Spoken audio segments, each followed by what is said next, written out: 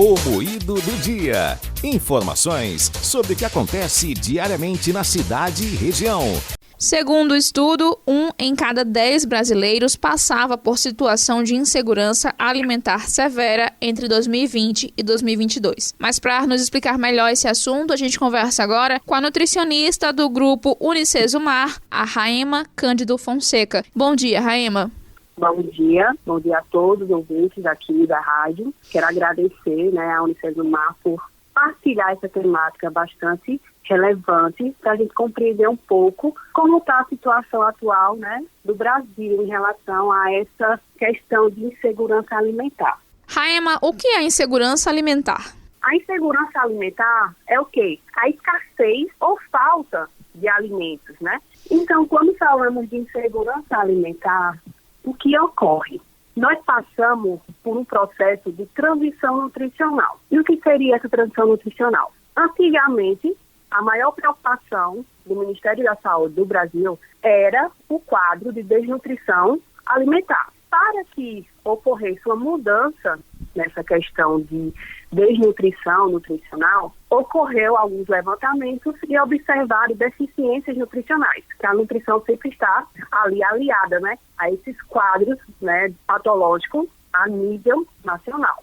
Então, fizeram o levantamento e observaram quais eram as principais carências nutritivas que estavam acometendo a população. E nisso organiza o quê? Estratégias para que realmente o pessoal tenha esse suporte. E quais os riscos para a saúde? Uma das principais, anemia ferropriva, anemia megaloblástica, perniciosa, bócio edêmico. Então, para que reduzisse esse quadro patológico, adicionar na farinha de trigo, que é muito comum em vários alimentos, ácido fólico e ferro. Então, vocês podem observar que quando você pegar a farinha de trigo, lá na lista de ingredientes tem lá, enriquecida com ferro e ácido fólico. A mesma coisa é o sal de cozinha, que é o sal iodado, pelo fato de ter essa aproximação com a situação de bócio edêmico, o iodo se faz necessário para reduzir esse quadro. Então, foi adicionado no sal de cozinha, que é muito utilizado. De forma geral, o que pode ser feito para mudar essa situação? A insegurança alimentar vem a acarretar por alguns problemas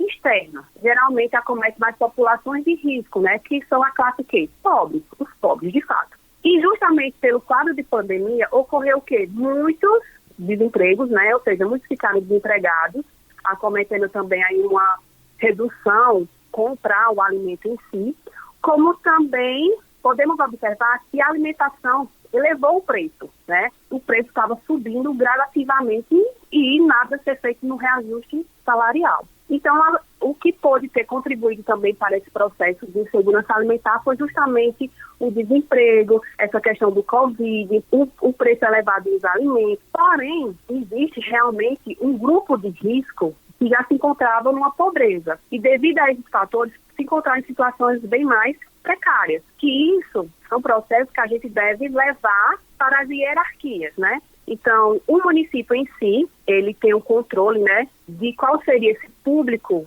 que realmente estaria em risco para dar esse suporte. O município em si, não tendo condições de dar o suporte completo, ele pode acionar o Estado e até mesmo as circunstâncias federais, que aí a gente entra com programas. E hoje a gente tem o quê? O programa que é o CISAM. O CISAM, ele é um programa que é justamente o Sistema Nacional de Segurança Alimentar e Nutricional, que é justamente garantir o quê? Uma alimentação de qualidade e segurança para essa população. Então, é justamente se posicionar os representantes do município, por exemplo, prefeitos, governadores, eles têm que estar a par da situação, fazer levantamentos juntamente com a Secretaria de Saúde, o que pode ser feito para ajudar e contribuir com aquela população de risco. Então, é justamente essa parceria que vai fazer a diferença. Muito obrigada pela sua entrevista, Raema. Obrigada, Carla. Tchau, tchau. Obrigada. Estou à disposição.